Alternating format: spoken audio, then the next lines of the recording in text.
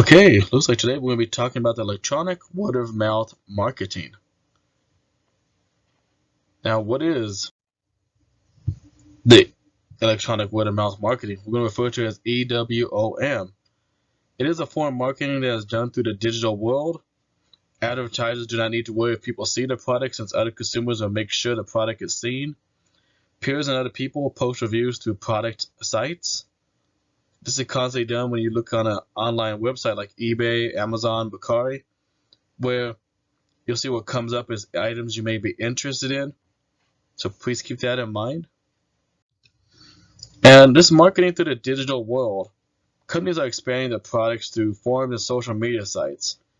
You'll see that a lot of films are reviewed through Rotten Tomatoes, also the IMDb, Google reviews even, also not included on here Yelp reviews, and even Foursquare reviews. Common social media sites have always been LinkedIn, Facebook, even Instagram.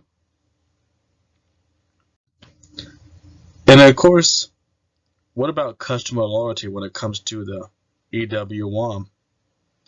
Well, researchers have two actual hypotheses for a study. And one of the actual ones they had tested was the loyalty of the person on the website to better understand electronic word of mouth marketing to see how it would be effective. And the second hypothesis, they tested the quality of website via the loyalty to the EWOM. And of course, this hypothesis indicated that a high amount of loyalty from the individual on a website with adequate website quality would prove the most effective results from the electronic word of mouth marketing. Now, the other four parts of the test had yielded different results. The results were through the design, the service, and system qualities had an indirect effect on the electronic word of mouth marketing. Of course, the information quality was not significant on the behavior of the consumer.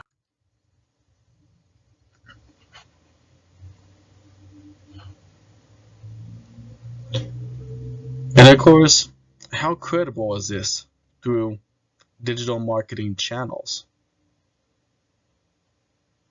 It actually results in social capital bonding.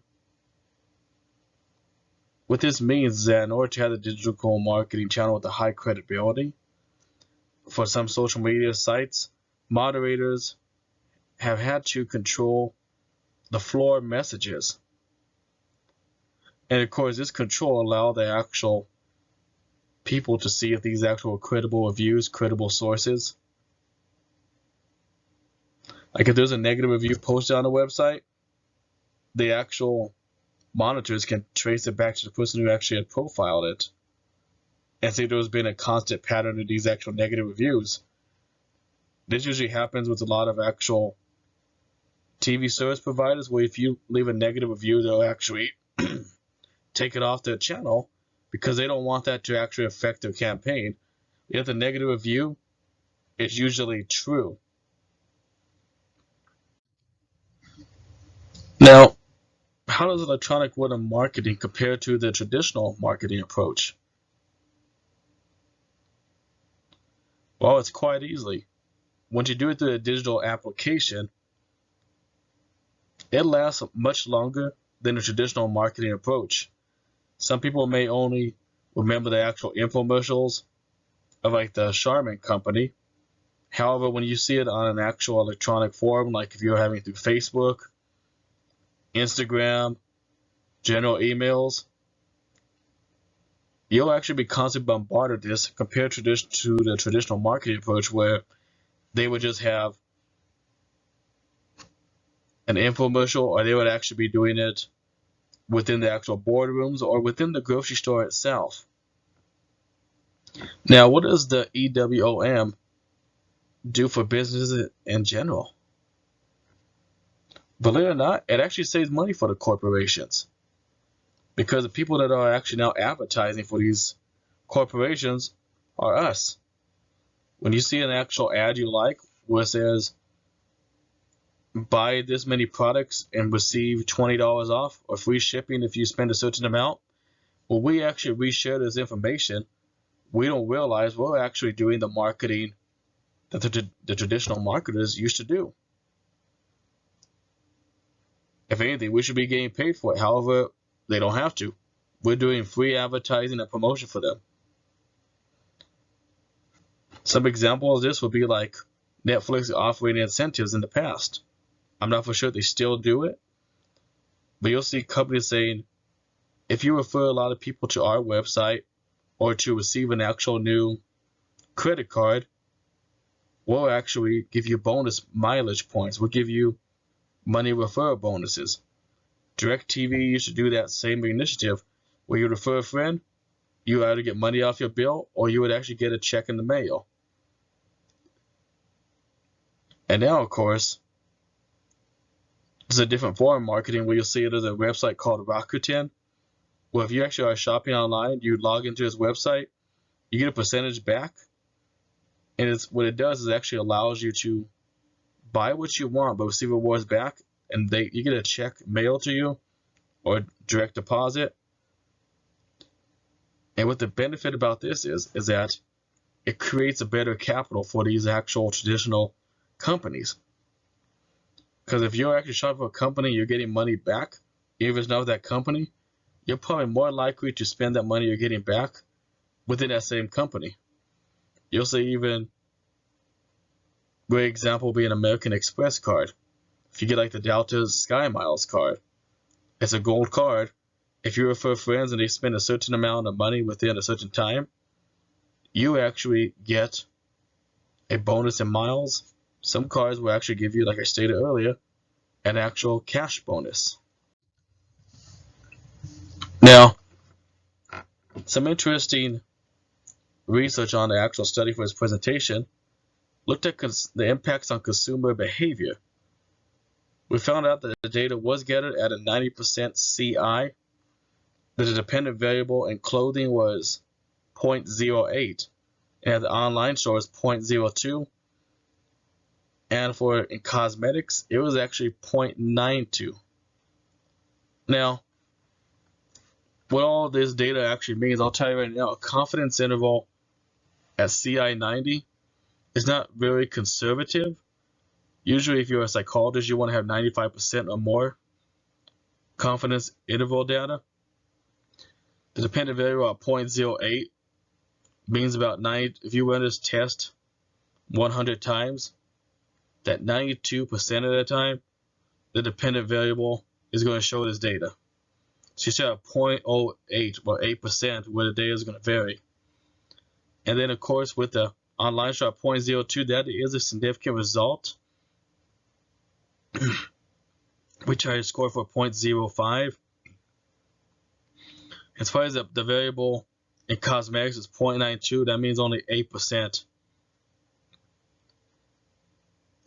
It's not very good data on that side. So basically, when you look at consumer behavior when it comes to cosmetics, when a test is done 100 times, that behavior is going to vary 92%. And then when the online store at a 100 times, 98% of the time, you're going to actually have an impact on consumer behavior.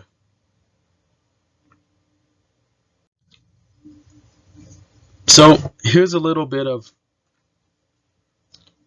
hypothesis we had in some exploratory and experimental studies. First hypothesis stated that exposure to negative comments about a brand posted on the internet by consumers worsens the image of the brand as perceived by other consumers. Exposure to negative comments about a brand posted on the internet by consumers reduces the intention of other consumers to purchase it.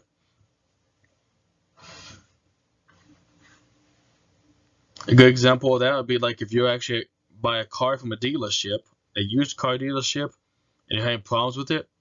If you actually post online that the car is a lemon and actually write it on there and post where you actually have purchased that car, it's more likely going to end up with that business selling less cars. That's what the hypothesis example would be. And then, of course, if we look at positive comments on hypothesis 3 and 4, it'll increase the intention of other consumers to purchase it and even improve the image of the brand as perceived by other consumers. Next one is positively managing the negative comments about a brand posted by consumers on the internet reduces the negative impact on the trademark image as perceived by other consumers. Managing the negative comments about a trademark posted by consumers on the internet reduces a negative impact on other consumers' intention to purchase.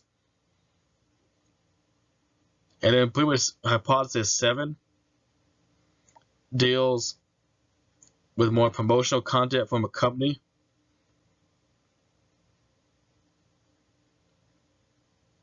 Basically, these hypotheses, they keep going on and on about negative, positive comments.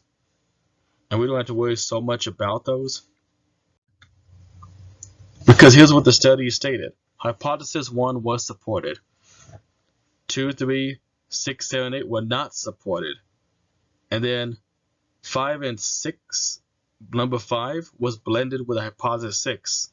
Hypothesis 4 was supported.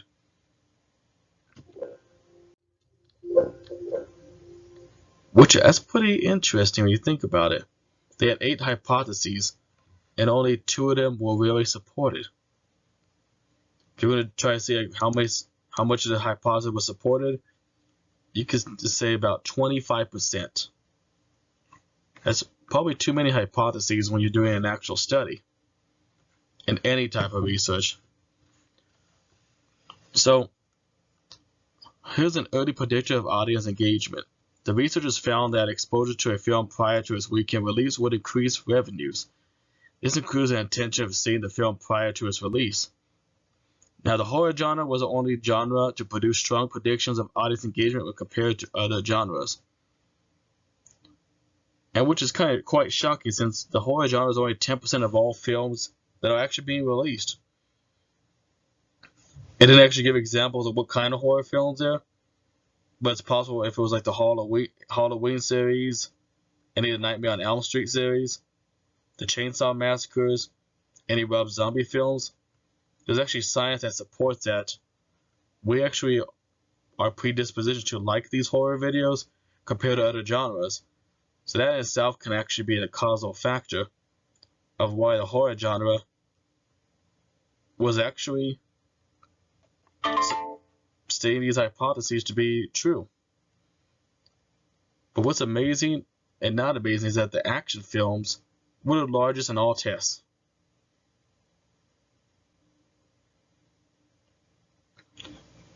And of course, big budget films, they have an idea that the same theme in their stories will not always appeal to other audiences. It can actually be a financial risk. Good example, The Lone Ranger. Similar things you saw in the past with it, that actually was not a very good grossing film. I'm not for sure on the John Carter research, since I've never actually seen anything about John Carter. And then even the actual Saw movies and how they fell out of favor with audiences. I remember having students talk about that whole entire genre being a joke, where Saw 37, Saw gets taken out with a baseball bat. Pretty much a similar theme over and over. Like if you look at Star Wars episodes 1 through 6, those are classic. We can't mess with those. And then you have the Rogue Story, The Force Awakens, when you compare it to Star Wars 15. It's like, what's the actual message going on? If you're using the same exact theme over and over, it not only gets old after a while, as the saying goes, it actually becomes more of, why are we even watching this?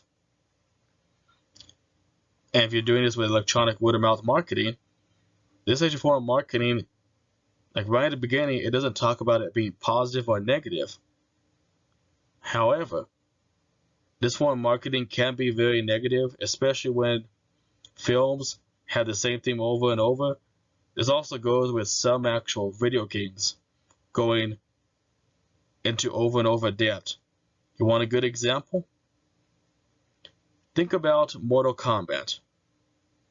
The first game was great. The second one introduced a little bit more. Number 3 introduced a bit of combo system. And then when you look at number 3 just in general, they had 3 different releases. You had the original Mortal Kombat 3, then you had Ultimate Mortal Kombat 3, and then finally for the PlayStation, you had Mortal Kombat Trilogy, which introduced 2x2 fighting, the tournament style, and actually had all the characters at that time in the Mortal Kombat franchise. You even have the alternate costumes or alternate persona of like Kung Lao, of Raiden, of Kano. I'm not for sure if you had the original costume of Sonya Blade in there, but the point is, you had all these characters finally in one big packet, compared to the first Mortal Kombat 3, and then comparing it to alternate Mortal Kombat 3, which was actually available on the Genesis, Super Nintendo. I believe it might have been also on PC. Don't quote me on that. But the point is, the same theme constantly falls out. Now, what makes all these results appear on that slide as you were looking at while I was reading? It is simple that advertising for big budget films is a reason. When companies spend a large amount of money on films, they tend to use the traditional avenues of marketing. However, these companies also have a loyal fan base. Both forms of marketing are needed to make the box office do well when a film is released. If you're showing a film in theaters,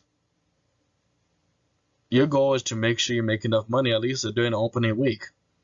It can somehow be a good predictor if the film's going to do well. I'll give you an example. Jurassic Park. I remember when that film came out in theaters. It was in theaters for a very long time compared to some of the videos that you see today. I remember when it got released to home video, it was $35. At least that's what I remember actually my dad paying for the video. But we were predispositioned to a lot of Jurassic Park trailers, as we call it today. The music was there. You had John Williams writing the score, a great composer as he is. You have that, and you have the actual traditional marketing approach of showing online. Especially today, if you're doing a lot of actual movie trailers, that could actually help you see what the audience is going, because these audience members, you'll see them actually post reviews on the trailer like, well, I can't wait to see this video, or I don't want to see it at all. Good example could be with the actual game called Cyberpunk, the new one that came out. You had everybody so hyped about it. Well, within its first week, there was a lot of these actual games that were not picked up or returned to Best Buy. It's a miracle that it's still even in the public, because you rarely hear much about it from either Xbox Live or for the Sony PlayStation. Now, a next important concept of electronic word marketing deals with the holiday e-commerce. What are our chants? Chat boxes, chatbots, mobile marketing, and social media.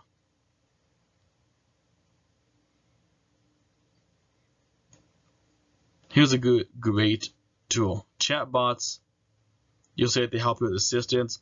If you're buying an item, you'll have a chatbot message come up saying you might be interested in this item. Give example, let's say if you want to get some old school RPG video games for the PlayStation. So you decide to buy The Legend of Dragoon. After you buy it, you get a message popping up that says other people that bought this have also bought this item. So now you're probably marketing Final Fantasy VII for the PlayStation, or an upcoming actual release of another RPG that's similar to Legend of Dragoon. And of course, we look at social media marketing, and this is excluding the ads that pop up on your screen for like the extra pop-up boxes. How many of you have been doing an actual Facebook post and you scroll down and you see one of your friends' messages where they shared something about pre-workouts from a different company that you've never tried, but you decide to try it because it's cheaper and it looks like it might have better results, so you click on the ad. It takes you through the whole entire marketing site to where after you have purchased the items, or when you receive the items, you get the opportunity to even reshare that. So this marketing through social media channels is powerful. So this is an interesting study where they said that the average person spends 192 seconds on the website of a company when they are redirected to do so. Now, what does that actually mean? Let's say you're clicking on a Kohl's ad and you're buying your Kohl's merchandise, and then you find out that what you just bought, you could actually buy it directly from a company. Like maybe you want to buy some Columbia apparel clothing. So you decide to buy it at Kohl's, and then you find out that they give you an ad to go to the Columbia store online. And you find out there's more actual Columbia items on there, and you're spending at least 192 seconds according to a study. And of course, you'll see more of this like on Instagram, where they like to do a lot of the marketing there. Sometimes you even get some good deals from different websites by going through Instagram. I know I've done it, and even sometimes even have competitions and you could win awards. So my question for all of you is, where is your niche? What can you do to contribute to the electronic word of marketing wave? Simply, you can review the credibility of the people giving the feedback. Like, do you know the person who's giving the feedback? Have you seen something similar in the past? And also, when you're giving your own feedback, give truthful feedback about the product and the company's professionalism towards customers. If you're having an actual bad experience, foretell that.